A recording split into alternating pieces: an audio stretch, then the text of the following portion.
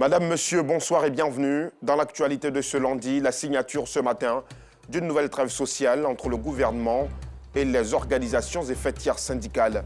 Plus loin de chez nous, au Tchad, le chef de la junte a signé ce lundi au Qatar un accord avec une quarantaine de groupes rebelles, un accord sur un dialogue national qui débute le 20 août prochain à N'Djamena.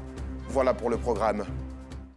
Et comme nous vous le disions en titre, le Premier ministre Patrick Kachi et les organisations et fêtières syndicales ont signé ce lundi la nouvelle trêve sociale, une trêve sociale qui présente plusieurs avantages, une révalorisation salariale et l'adoption dans les prochaines semaines d'un nouveau statut général de la fonction publique pour une administration ivoirienne plus moderne et plus efficace.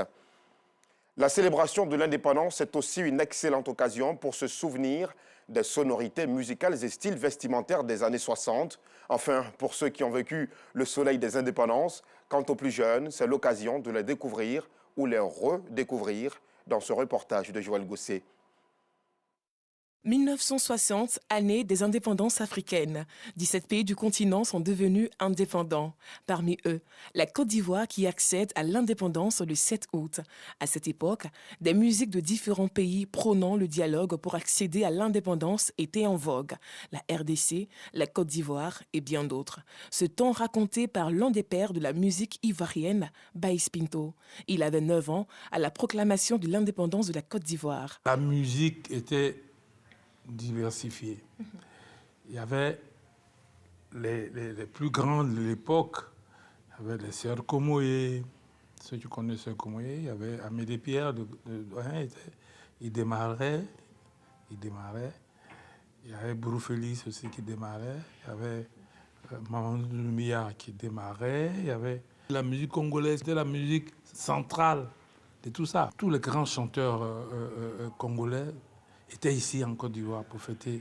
Cette année, il fallait être doté d'une grande intelligence pour suivre en live des festivités. On faisait des petits booms. Ils mettent les pailles pour filtrer pour filtrer, parce qu'il y a toujours les négociants.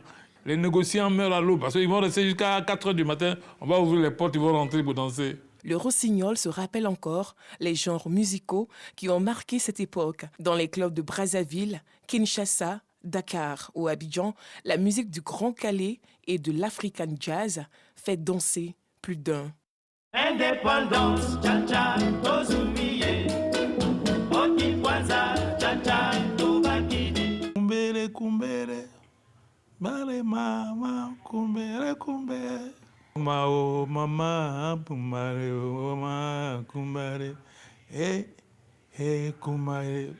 Des chansons comme ça qui étaient dans les bars. Si la musique congolaise a fortement influencé la jeunesse ivoirienne, la musique ivoirienne a fini par se positionner.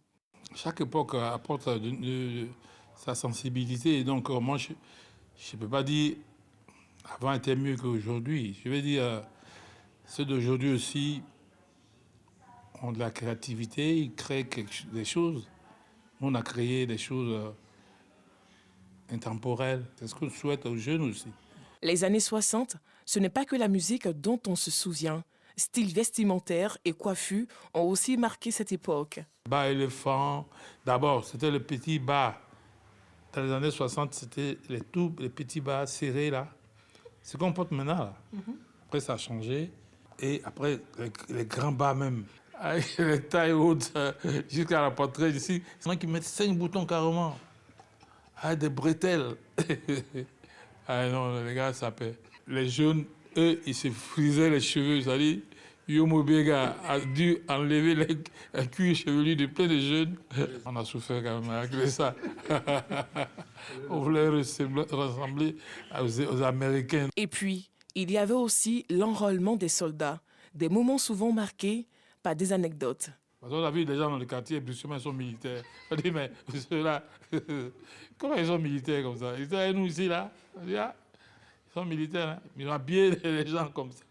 1960, début d'une nouvelle vie pour les populations africaines qui ont accédé à leur indépendance. Vie rythmée par musique, style vestimentaire qui ont laissé une empreinte culturelle indélébile dans ces pays. Oui, tout naturellement. Le défilé civil et militaire s'est tenu hier à Yamoussoukro, ça vous le savez déjà. Mais ce que vous ignorez, c'est que plusieurs habitants de la ville ont fait le choix de ne pas se rendre à la place Jean-Paul II où se tenait la cérémonie officielle. Alors comment ont-ils participé à cette fête qui revenait à Yamoussoukro après tant d'années? Pour le savoir, regardons ensemble ce reportage d'Afficiata Karamoko et Gilles Tounia. Dr Assawa Akpechi réside à Yamoussoukro depuis maintenant 19 ans. Habitué à assister aux festivités de l'indépendance à la place Jean-Paul II, il décide de vivre celle de cette année autrement. Il y a du monde, j'ai préféré décaler un peu. Mais là, vous voyez, le défilé continue ici. Hein. Les chars, quand ils finissent devant les autorités, repassent ici. Et je crois qu'on est bien placé. Hein. Avec lui, de nombreux autres habitants de Yamoussoukro, ils disent vouloir joindre l'utile à l'agréable. On n'a pas pu rentrer où ils faisaient les défilés, mais on est resté derrière à cause de la famille. Vous voyez qu'il y a trop de monde. À cause du monde, on a préféré venir s'asseoir ici, puis fêter en famille, pour vraiment s'amuser par rapport à la fête de l'indépendance de notre pays. On suit à l'antenne depuis, vraiment nous sommes fiers. Voilà, tout se passe bien, tout est bien organisé. Voilà, nous sommes vraiment fiers. Je suis juste à côté de la place Jean-Paul II. Donc là, on est plus à l'aise. Vous voyez, il y a une bonne ambiance, les voitures passent, les frais vont s'ouvrir. Et puis regardez, je suis en train de prendre un peu de force. Donc ça revient au même, il y a une bonne ambiance. Cette situation conforte le business des restaurateurs et vendeurs ambulants. C'est le cas de Seydou Koulibaly, venu spécialement de Korogo. Je fais habit traditionnel, je tisse, venez vendre, Yamoussoukro, les jus d'indépendance. Donc ça marche un peu? Ça marche un peu, ça marche un peu. Il y a des robes, 7500, il y a des 10 000, c'est les quartiers. Voilà. Ces commerçants y voient une véritable opportunité. J'attends beaucoup de clients, il veut qu'ils viennent beaucoup, parce que vraiment s'ils ne viennent pas, ce n'est pas bon pour nous. Je vends les éventails, en tout cas c'est pour l'indépendance. Donc on vend les éventails, c'est à bon prix. Oui, ça marche, c'est déjà fini. Comme j'aime mon pays, donc j'ai fait les éventails en orange, blanc, vert, la couleur de mon pays. La Côte d'Ivoire a célébré le 62e anniversaire de son indépendance. Chacun à sa manière marque ce moment. Et à Abidjan, la fête de l'indépendance a aussi retenu l'attention des populations. Mais chacun y est allé, comme à Yamoussoukro, à sa manière. Quelles sont les différentes ambiances qui ont donc prévalu hier dans la capitale? La réponse dans ce reportage de Yacouba Koulibaly. Cité groupement 4000C d'Angré-Château, commune de Cocody. Après un défilé avec les mineurs habillés aux couleurs du drapeau ivoirien, l'hymne national et la distribution des présents, les habitants de cette cité indiquent le sens de cette manifestation. Nous avons décidé de célébrer l'événement avec nos enfants et nous les mamans qui les accompagnons pour vraiment dire à notre belle Côte d'Ivoire, à notre patrie que nous l'aimons. C'est un message de solidarité d'abord, de cohésion, de vivre ensemble et d'amour. Cette activité effectivement est une école pour les enfants. Les enfants sauront désormais que la fête d'indépendance, là, ils doivent la fêter. C'est une bonne initiative, on veut que cela perdure. Pour cette communauté, célébrer l'indépendance, c'est aussi assainir l'environnement. Pour nous, c'est un honneur de pouvoir donner de notre temps, donner de notre énergie pour la propreté, pour la salubrité. Toujours dans la commune de Cocody, au rond-point de la Riviera 2. Même ambiance. Le ballet d'évangélisation a placé la célébration des 62 ans d'indépendance sous le signe du grand ménage et de la réjouissance. Une initiative saluée par le maire de Cocody. J'invite tous les administrés et les riverains de Cocody à pouvoir garder notre environnement sain. Ne prenons pas nos caniveaux pour des poubelles. Pour les riverains de Cocody Cité des Arts, l'ambiance à Abidjan est morose. Mais il y a des explications. Nous constatons qu'il y a eu plus de mobilité de mouvement vers Yamoussoukro. Donc les rues sont pratiquement désertes, vides, parce que tout le monde a la fête à Yamoussoukro. Nous profitons aussi pour fêter. Vu que hier nous avons reçu les bonnes nouvelles pour les fonctionnaires. La célébration des 62 ans d'indépendance à Yamoussoukro rappelle bien les souvenirs du père fondateur Félix Houphouët-Boigny qui en avait fait de cette célébration des fêtes tournantes. À l'instar d'Abidjan et de Yamoussoukro, la célébration de l'an 62 de l'indépendance a été marquée par des cérémonies dans les autres villes et hameaux les plus reculés de Côte d'Ivoire. À Sirasso, localité située à 60 km de Korogo au nord du pays, le sous-préfet Touré Bangali a invité les populations à être des artisans de paix et de cohésion. Il leur a surtout demandé de tourner le dos à la violence et à la haine. Le témoignage de Pargasso reconnaît des Madongui. Sirasso, localité située à environ 60 km de Korogo, chef-lieu des régions du Poro. Ici, la célébration des 62 ans de l'indépendance de la Côte d'Ivoire s'est faite en présence du premier responsable de l'administration de Sirasso. En plus des forces de défense et de sécurité, les populations ont également pris part à cette fête de l'indépendance. Montée des drapeaux, défilé des forces de l'ordre et de la société civile au cœur de cette célébration.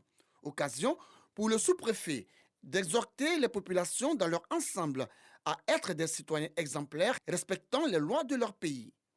Touré Bangali n'a pas manqué de les inviter à prôner autour d'elle les valeurs de paix, de solidarité, de tolérance et d'amour. Revue de troupes, messages de paix, témoignages, représentations théâtrales, chants et danses, des temps forts qui ont également meublé la célébration des 62 ans de la fête de l'indépendance de la Côte d'Ivoire à Sirasso. En religion, les fidèles musulmans chiites commémorent depuis ce matin l'assassinat de l'imam Hussein, le petit-fils du prophète de l'islam. Sur le souvenir de ce drame les plonge dans un énorme chagrin. Les chiites du pays profitent également pour faire un don de leur sang. Reportage. Mohamed Abdul Rida est arrivé ce matin tout enthousiaste à la bourse du travail de Treichville. Il vient sacrifier à un exercice social le don de sang. Chaque année, moi, j'ai l'habitude de venir donner du sang. Mes frères aussi, ils ont l'habitude de donner le sang. On a la fierté d'être des frères avec les Ivoiriens. Donc le sang qui circule en nous, c'est le même sang, c'est la même couleur. Comme Mohamed, des centaines de musulmans chiites de l'association islamique francophone Al-Sadek font don de leur sang en souvenir du martyre de l'imam Hussein, petit-fils du prophète de l'islam. Imam Hussein, il s'est sacrifié pour le monde. Et donc à nous, aujourd'hui, de donner notre sang pour lui, c'est-à-dire aider ceux qui en ont besoin, en fait. Et puis je pense aussi à tous les malades qui sont à l'hôpital, qui ont besoin de sang. C'est très important. Les femmes qui sont à l'hôpital, sont en train d'accoucher, il n'y a pas de sang. Mais en réalité, que symbolise ce don de sang pour cette communauté musulmane? Le prophète a dit: Hassan et Hussein sont les deux maîtres de la jeunesse du paradis. Hussein est de moi et je suis de Hussein. Et quand on constate qu'il a été aussi tragiquement assassiné, il est important de porter ce deuil et de porter notre compassion à l'égard du prophète et de toute sa famille, notamment de l'imam al-Hussein aussi.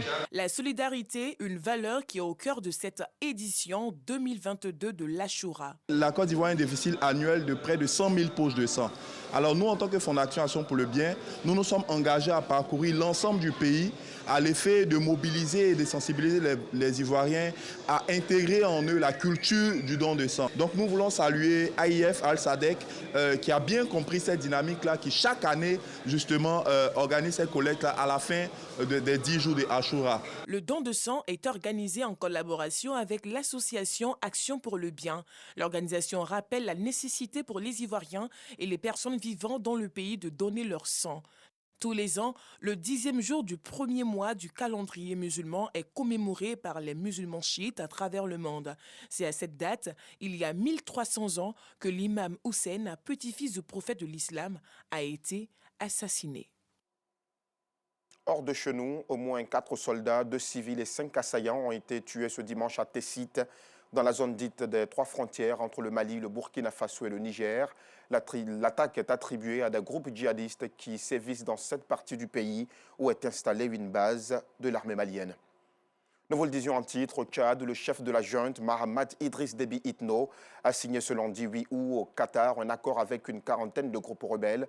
Un accord sur un dialogue national qui débute le 20 août prochain à N'Djamena. Le texte garantit aussi la sécurité de ses opposants, invités à participer à cette journée de discussion.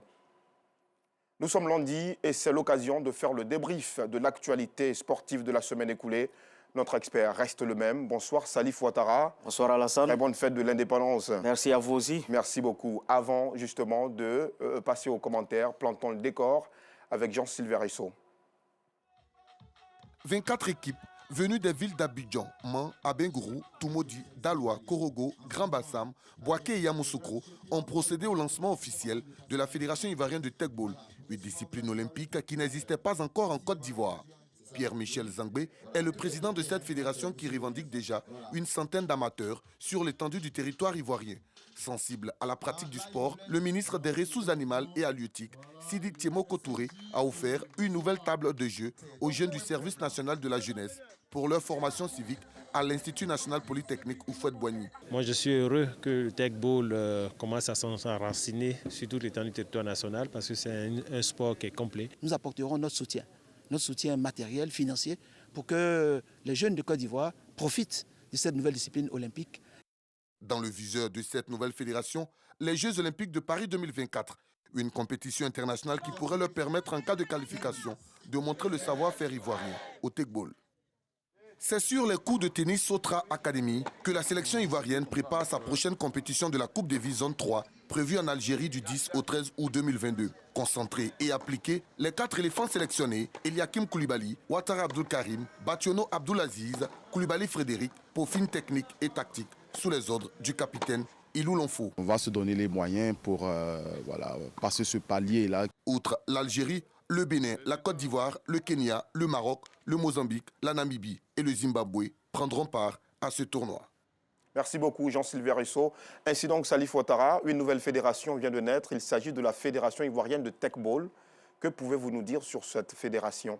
C'est une combinaison en réalité de tennis de table, représenté ici par une table mais qui est ici incurvée, et du football représenté par le ballon.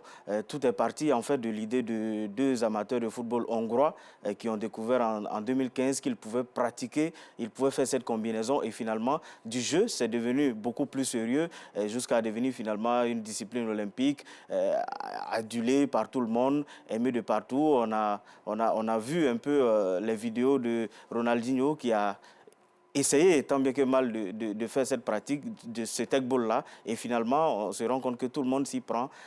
Au début c'est amusant et puis après on se rend compte que c'est assez sérieux quand même. Oui, c'est quand même sérieux, c'est aussi impressionnant, ça donne l'envie surtout de pratiquer. Est-ce une discipline sportive très pratiquée en Côte d'Ivoire?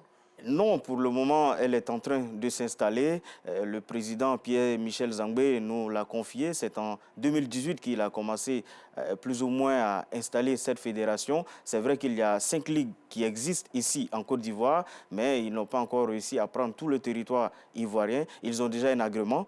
Et le ministre des Sports qui était là, qui a été charmé beaucoup plus ou moins par cette discipline, a promis de les inscrire bientôt à la parafiscalité dès la saison prochaine. Ils pourront donc bénéficier de moyens conséquents pour, pourquoi pas, avoir des ambitions à l'international. Justement, ambition à l'international. On regardait tout à l'heure dans le reportage de Jean-Sylvain Risso que c'est une discipline olympique. Est-ce que la Côte d'Ivoire aujourd'hui avec cette fédération peut être compétitif? C'est possible parce qu'on a vu les jeunes du service national qui étaient là, qui ont vraiment suivi. Et je pense que si, puisque le ministre des Ressources animales et halieutiques leur a offert une table, je pense que s'ils s'y prêtent à ce jeu, pourquoi pas, on peut avoir des champions. Il y a déjà un qui se révèle, qui commence à montrer qu'il a du talent, mais c'est beaucoup de travail, ça nécessite de la préparation, ça nécessite de la récupération. Il faut donner les moyens et puis ensuite on verra ce que ça peut donner. Et donc pour pratiquer le Tegball, on a besoin d'une balle de football, on a besoin d'une table. La table, elle coûte combien? 1 500 000 francs CFA. C'est énorme. Si on veut installer des sections de Tegball dans... Oui, c'est énorme, mais il ne faut pas seulement voir que la table, il faut peut-être voir l'enjeu. Quand vous remarquez qu'il y a 122 pays déjà qui participent à cette discipline et qui sont déjà inscrits et qui sûrement vont participer à des Jeux olympiques, pourquoi pas, il faut essayer. Il y a des sports qui coûtent beaucoup plus cher. Merci beaucoup Salif. Merci bien Alassane. Une nouvelle fédération, un sport qui permettra certainement à notre pays de glaner d'autres trophées à l'international. C'est la fin de cette édition. L'information revient à 12h30 demain. Moi, je vous retrouve à la même heure avec le même plaisir. Bonsoir.